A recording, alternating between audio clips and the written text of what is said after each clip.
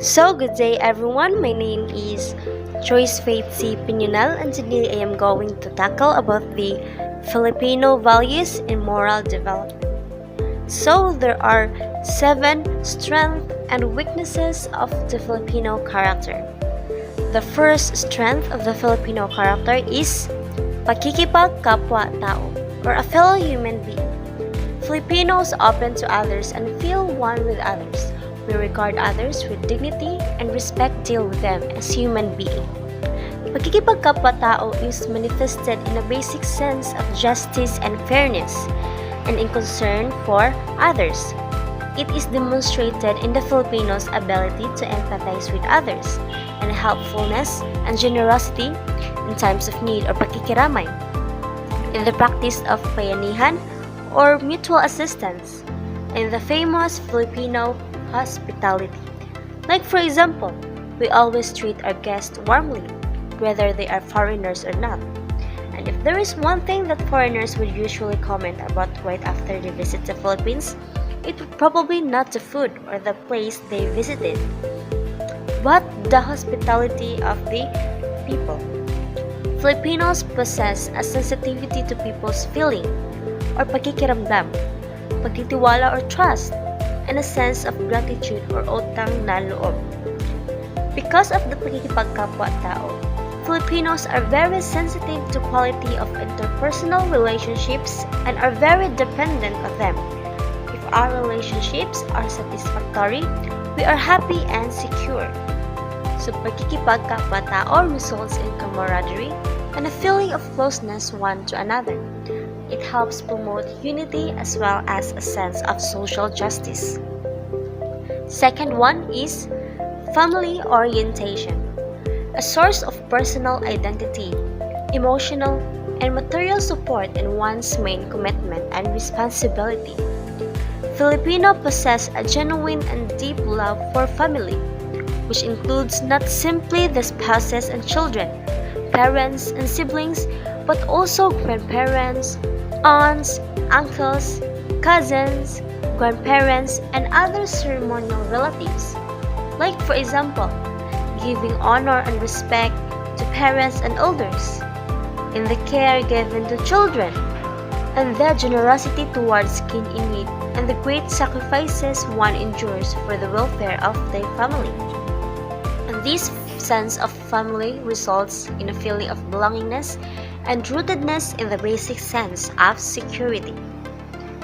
The third one is joy and humor, a sense of humor and propensity for happiness that contribute not only to the Filipino charm but also to the indomitability of the Filipino spirit.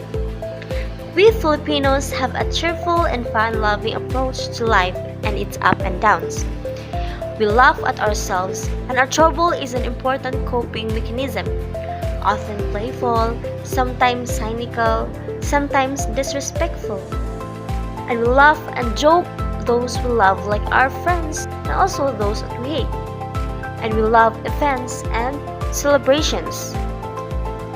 And this result is a certain emotional balance and optimism, a healthy disrespect for power, and a capacity to survive. And the fourth one is flexibility, adaptability, and creativity. We can adjust and adapt to our circumstances and the surrounding environment, both physical and social. Adjust to whatever happens. Like unplanned or anticipated events are never overly disturbing or disorienting as the flexible Filipino adjusts to whatever happens. We are creative, resourceful, adept at learning, and able to improvise and make use of whatever is at hand in order to create and produce. Like for example, a piece of plastic bottles, we can create it into a Christmas tree. This quality of us Filipino is manifested in the ability to adapt to life in any part of the world, in the ability to create new things out of the scrap and to keep old machines running, and of course, in the creative talent manifested in the cultural sphere. It is seen likewise in the ability to accept change. And this result is productivity, innovation, entrepreneurship, equanimity, and survival.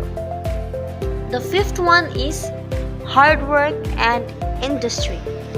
We have the capacity for hard work given prosper conditions, to raise one's standard of living and to possess the essential of a decent life for one's family.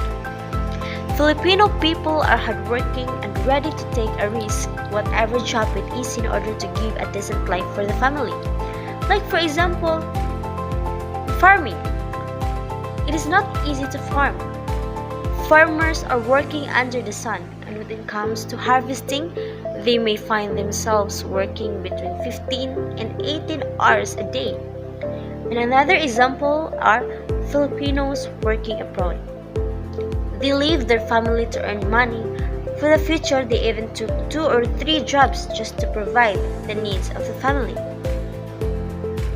And the result is productivity and entrepreneurship for some, and survival despite poverty for others. Sixth one is faith and religiosity. Our innate religiosity enables us to comprehend and genuinely accept reality in the context of God's will and plan. We Filipinos have a deep faith in God. Filipinos live very intimately with religion, and this is tangible, or a part of our everyday life.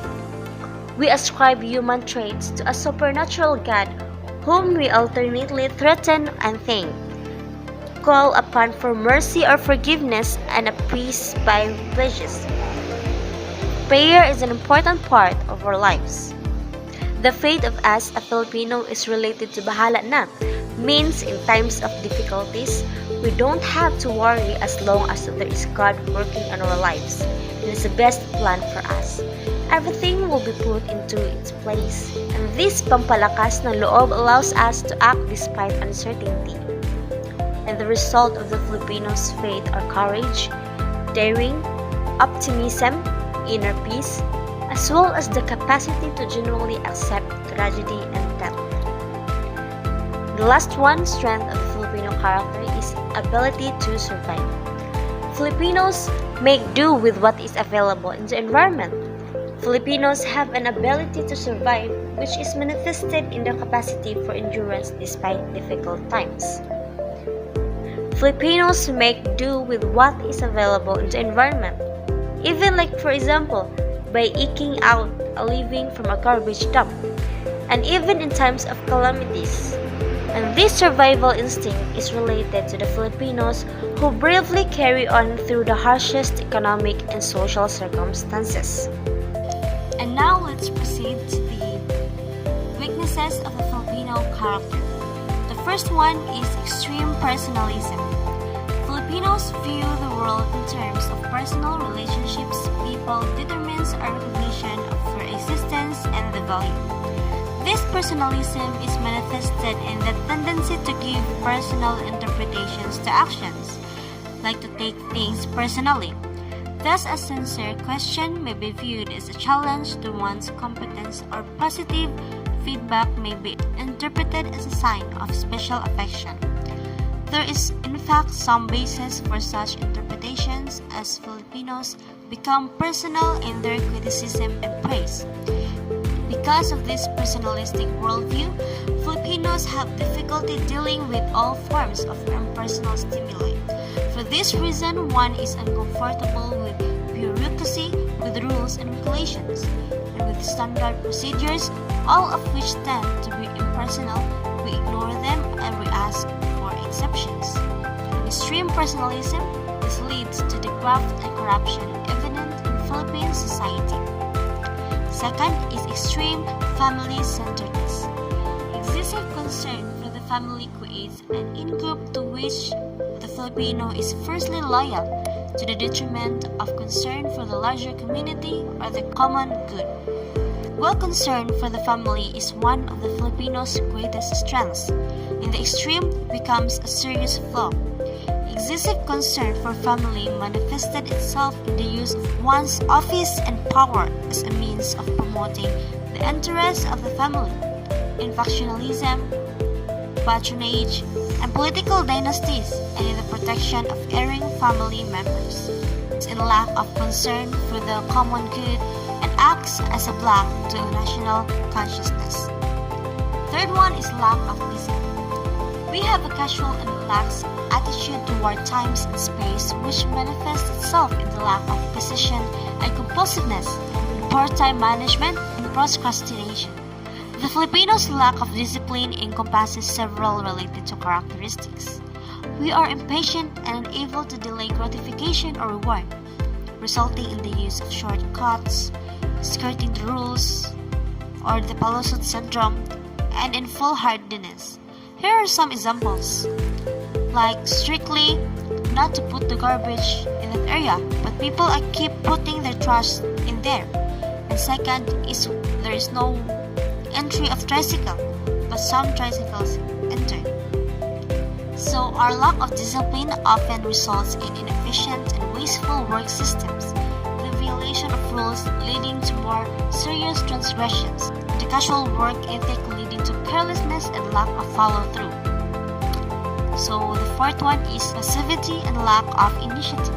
Filipinos are generally passive and lacking in initiative. One waits to be told what has to be done. This is related to the attitude towards authority.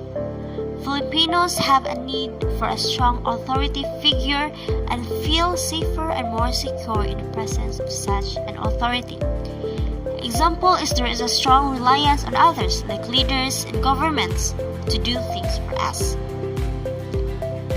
Fifth one is colonial mentality. Filipinos have a colonial mentality which is made up of two dimensions. The first is lack of patriotism. The second is an actual preference for things foreign. So Filipino culture is characterized by an openness to the outside, adapting and incorporating the foreign elements into our image of ourselves. Yet its image is not built around a deep core of Philippine history and language. The result is a cultural vagueness and weaknesses that makes Filipinos extraordinarily susceptible to wholesome acceptance of modern mass culture, which is often Western. Examples are adapting foreign fashion, entertainment, lifestyle, and technology, consumer, etc. So sixth one is kanya-kanya syndrome.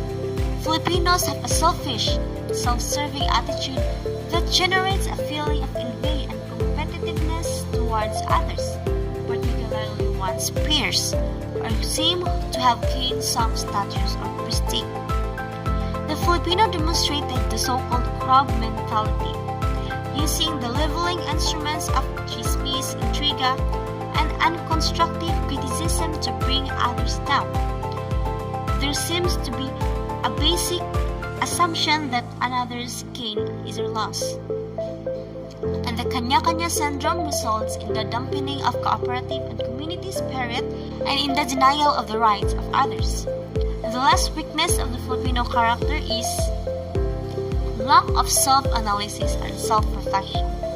There is a tendency in the Filipino to be superficial and even somewhat flighty in the face of serious problems, both personal and social. There is lack of analysis or reflection. Joking about the most serious matters prevents us from looking deeply into the problem. There is no felt need to validate our hypotheses or explanations of things. Thus, we are satisfied with superficial explanations for unsuperficial solutions to problems.